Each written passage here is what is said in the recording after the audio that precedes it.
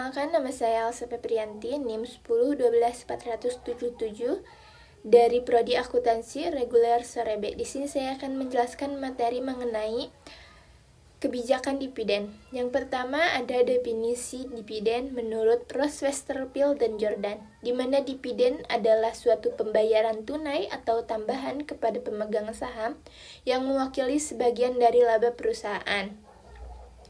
Nah, selanjutnya ada tujuan dividen. Di sini ada beberapa poin. Yang pertama, dividen sebagai imbalan bagi investor, yaitu imbalan atas kepemilikan saham. Yang kedua, meningkatkan kepuasan dan loyalitas pemegang saham, di mana pembagian dividen yang stabil dapat memberikan kepastian dan kenyamanan untuk investor. Selanjutnya, untuk menjadi sinyal positif terhadap kinerja perusahaan. Ketika suatu perusahaan mengumumkan pembayaran dividen konsisten, ini bisa diinterpretasikan oleh pasar sebagai tanda suatu perusahaan mempunyai kinerja keuangan yang relatif stabil dan efektif. Dan yang terakhir, untuk meningkatkan harga saham. Selanjutnya ada faktor yang mempengaruhi kebijakan dividen. Yang pertama, kinerja dan profitabilitas perusahaan, di mana kinerja yang baik memberikan kepercayaan untuk manajemen. Yang kedua ada likuiditas atau arus kas. Jika likuiditas kuat, maka kemampuan perusahaan untuk membayar dividen diprediksi juga akan semakin besar.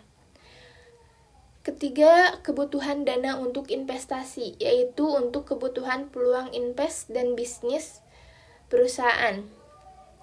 Selanjutnya, untuk preferensi investor dan regulasi dan kebijakan pajak. Poin berikutnya ada konsep dividen dalam praktik bisnis. Nah, di sini ada dua konsep dividen, yaitu dividen tunai, di mana pembayaran langsung dalam bentuk uang tunai ke perusahaan. Yang kedua ada dividen saham, penambahan jumlah saham, dan yang terakhir ada dividen khusus, di mana diberikan dalam situasi tertentu. Selanjutnya ada pengaruh konsep dividen terhadap kinerja perusahaan. Yang pertama, untuk meningkatkan kepercayaan investor, di mana di sini untuk mengurangi ketidakpastian dan mendorong investasi lebih lanjut. Lalu untuk menstabilkan harga saham, di mana dividen yang besar dapat memberikan imbalan yang menarik yang dapat menimbulkan kepuasan tersendiri untuk investor. Dividen berlebih dapat mengganggu likuiditas dan pertumbuhan. Misal, pembagian dividen yang terlalu besar atau tidak stabil dapat menguras likuiditas perusahaan. Nah, selanjutnya ada kebijakan pembayaran dividen. Di sini ada beberapa kebijakan pembayaran dividen. Yang pertama, dividen stabil, di mana pembayaran rutin dalam jumlah yang tetap. Yang kedua ada dividen residual, di mana dividen ini diberikan dari sisa laba setelah investasi terpenuhi.